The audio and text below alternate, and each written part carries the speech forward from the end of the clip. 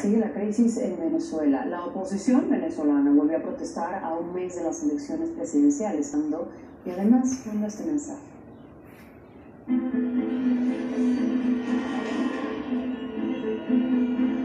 ¡Libertad! ¡Libertad! ¡Libertad! ¡Libertad!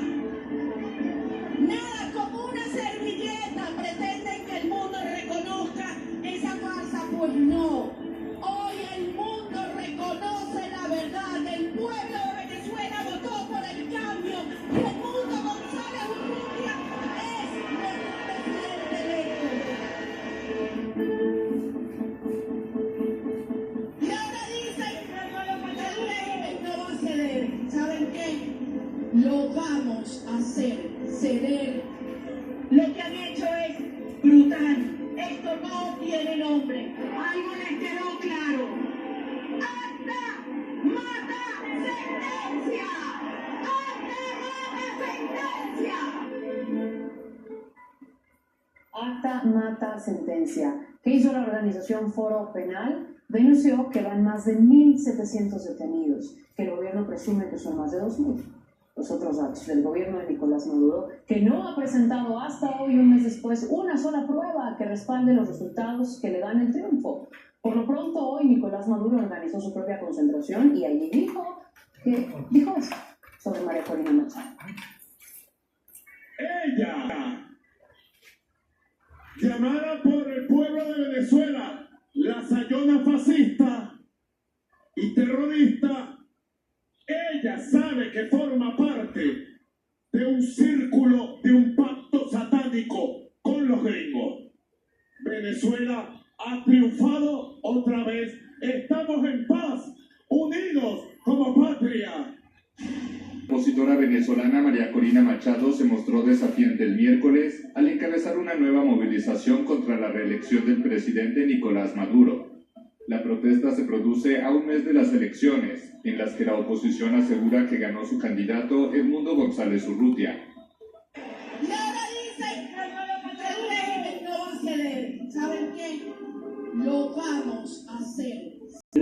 Una extraordinaria derrota política y moral. Hace un mes, justamente el pasado 28 de julio, decidió avanzar con un brutal terrorismo de Estado, con violaciones gravísimas a los derechos humanos, con un nivel de represión y de persecución sin precedentes. Hoy la gran mayoría de la dirigencia política que todavía está en Venezuela tiene que estar escondida y en clandestinidad, porque hoy todos son víctimas de la represión del régimen. Y esto no solamente se queda con la militancia y con los líderes políticos. Recordemos que el día de hoy en Venezuela son más de 2.500 las personas que han sido injustamente detenidas. Hay 150 niños menores de edad que están detenidos y que fueron trasladados a centros de retención comunes y han sido procesados por terrorismo. Al día de hoy hay más de 20 personas que han perdido la vida producto de la represión. Hay más de 12 colegas de ustedes que están justamente también detenidos y procesados por terrorismo. Es decir, el nivel de represión que hemos visto en escasos 30 días no ha tenido precedente y obviamente esto genera miedo. No solamente en la dirigencia política, sino en la ciudadanía, pero no es un miedo que inmoviliza. Acá nosotros digamos lo que hemos visto en las calles con las convocatorias que ha hecho el liderazgo político, hoy representado en María Corina Machado y también obviamente en el presidente electo, Edmundo González, es que básicamente la gente está atendiendo el llamado del liderazgo para movilizarse masivamente, para movilizarse pacíficamente, justamente para exigir que se respete la soberanía popular, que se respete la voluntad de cambio de más del 70% de los venezolanos que con mucha valentía y a pesar de todos los obstáculos salieron hace un mes a reafirmar lo que ya estábamos viendo en la calle, y es que el pueblo rechaza categóricamente al régimen de Nicolás Maduro y hoy seguimos justamente movilizados acompañando esa voluntad de cambio. La pregunta es hasta cuándo también podrán resistir en medio de este proceso de represión, porque en efecto la oposición ha insistido, vamos a seguir hasta el final, pero sin embargo continúa también esta persecución, continúan los secuestros de los líderes opositores. el miedo se siente en la gente también, en los venezolanos que están participando de las manifestaciones. La pregunta es justamente esa: ¿hasta cuándo van a poder resistir? Que es la pregunta que le he hecho a casi todos los invitados que hemos tenido durante el día. ¿Qué es lo que tiene que pasar para que logren esa verdad que se está exigiendo, Char? Mira, yo creo que acá, más que definir un tiempo, se trata justamente de esto, ¿no? De resistencia. Esto no es un tema de velocidad, sino de resistir, de ir construyendo capacidades. Hay una estrategia muy clara, lo comentaba mi estimada Luzmeli, que acá estamos viendo cosas que se definen al día a día. Acá no se trata de agotar a la gente en las calles, sobre todo en un contexto tan represivo como el que hoy se está viviendo en Venezuela. Claramente a la ciudadanía hay que cuidarla, pero yo creo que también se está comenzando a articular ya una demanda más contundente a la comunidad internacional, porque hoy nosotros, si bien somos conscientes de que la movilización interna es fundamental para que el régimen avance hacia un proceso de negociación que concluya en una transición a la democracia, quienes tienen la capacidad real de crear incentivos para que esa manifestación ciudadana interna se escuche y el régimen la respete, es justamente la comunidad internacional, también elevando el costo, no solamente de la permanencia de Maduro en el poder por la fuerza a través del fraude que quiere consolidar, sino también que empiecen a elevar el costo de las graves violaciones a los derechos humanos que se están cometiendo en Venezuela. Y por eso yo creo que en las próximas horas los llamados a la comunidad internacional deben ser en torno a que exista mayor contundencia y se deje la retórica en torno a lo que ocurre en Venezuela. Entendemos que hay roles de países que están cuidando sus posiciones de mediación, pero creo que lo que está pasando en estas horas es muy grave, porque significa que hay gente en nuestro país que está siendo torturada, perseguida, y esto tiene que parar. En esa estrategia, Luzmeli, entremos en detalle justamente de los diferentes escenarios que tienen a futuro. Mira, Alejandra, yo también quisiera como hacer la pregunta dirigida de manera distinta. Bueno, eso es una desviación profesional, ¿no? Y es la siguiente: ¿hasta cuándo puede aguantar el gobierno de Maduro en estas circunstancias? ¿Por qué digo eso? Porque evidentemente el ejercicio del terror, que ya es una decisión que se tomó, pues es decir, se ejerce el terror para reducir la capacidad de articulación de las fuerzas democráticas. Esa decisión pasa por además también tener una burocracia que pueda facilitar la logística para ese ejercicio del terror, pasa por desarrollar, exponerse internacionalmente a mayores cuestionamientos y a mayores actuaciones más contundentes en la búsqueda de resguardar la integridad de las víctimas. Y además también pasa por algo que es fundamental, que es la pregunta que todavía nos seguimos haciendo: ¿para qué Maduro hizo elecciones si se las iba a robar? Y si se las iba a robar, ¿por qué se las roba de esta manera tan terrible, que lo deja tan en evidencia, que no le permite uno de sus objetivos, que era por lo menos recuperar, estabilizar la relación que tenía no solo con Estados Unidos, sino con otros países socios o otros países posibles socios en la región y en Europa?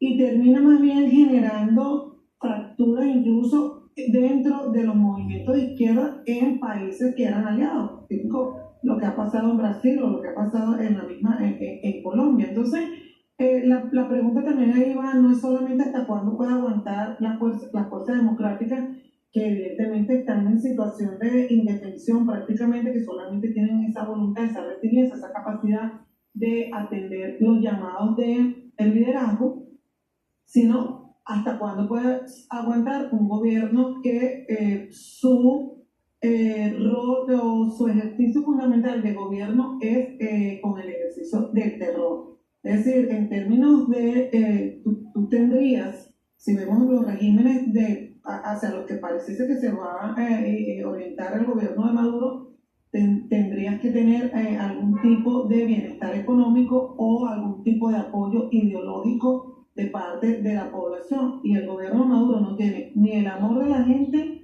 y tampoco tiene los recursos y el dinero necesario para poder garantizar al menos una estabilidad económica. Entonces, ahí la pregunta es, pues bueno, si la oposición está, la oposición, yo no le diría yo oposición, sino las fuerzas democráticas están en este escenario sí diría como de indefensión, pero el gobierno que tiene todo el poder tampoco la tiene todas consigo. Y hablando de esa fuerza democrática, Luzmeli, hoy, como en otras ocasiones, pues había la marcha de la oposición, pero también tuvo convocatoria el gobierno, el oficialismo, el chavismo. Hablemos, yo quisiera que nos ayude a entender un poco cuál es el clímax en Venezuela. Si hay una división evidente o es más el porcentaje de los venezolanos que tienen claro que no quieren más el gobierno de Maduro. Mira, si nosotros vemos, primero, creo que esta historia hay que retroceder un poco. Todos los estudios de opinión mostraron la fractura que había entre la base social y la cúpula de gobierno. Y eso se manifestó en las elecciones. Yo creo que es más que evidente que esas actas que subió la plataforma democrática del resultado de Venezuela, pues no ha habido manera de descalificarla, la han examinado distintas organizaciones. El Centro Carter hoy estuvo en Bogotá hablando y mostrando y ratificando que esos resultados que se muestran allí se corresponden con los resultados que de la gente que fue a votar. El gobierno no ha podido demostrar lo contrario. Por tanto, es evidente que hay una percepción de que esta elección se la robaron. Yo creo que eso hay que tenerlo claro. Todavía faltará, por supuesto, ver qué otras cosas pueden ocurrir, pero ese es el clima. La gente sabe además, los chavistas que estuvieron en todas las mesas, las Fuerzas Armadas, todos los que estuvieron, que fueron testigos directos del proceso, saben que el gobierno perdió las elecciones. Y es tan así que no hay manera de que se produzcan acciones de júbilo, de goce, digamos, de cuando sabe que dice, bueno, se ganó una elección, no hay manera de que eso se perciba. Y además también hay un agotamiento. Por eso que te decía que no solamente pensar en el agotamiento de la fuerza democrática, sino también en ese agotamiento incluso de los que han seguido al gobierno o de aquellos que van a las marchas porque también son presionados y son perseguidos. Recordemos que han votado a grupos de la administración pública, han perseguido a ciudadanos que votaron en contra o que ellos perciben que votaron en contra del gobierno y están en la administración pública. Entonces, yo dificulto mucho que eso cambie en el poco tiempo, porque la manera en la que eso puede cambiar es que haya mejoras sustanciales económicamente, y no hay, por lo menos al momento en el que te estoy hablando, no pareciese que hubiese capacidades de esas mejoras económicas. Y luego, pues, del otro lado tendríamos que sí, la gente se puede cansar, la gente, el terror tiene efecto, por supuesto, pero la estrategia de terror tampoco es sostenible, no es sostenible por sí sola. Y es ahí donde creo que pues se empezarán a dar otros procesos en Venezuela, y ojalá que sean procesos que conduzcan a una transición ordenada. Bien, vamos a escuchar un poco de las declaraciones que entregó María Corina Machado, o mejor, del mensaje que le entregó a los manifestantes hoy.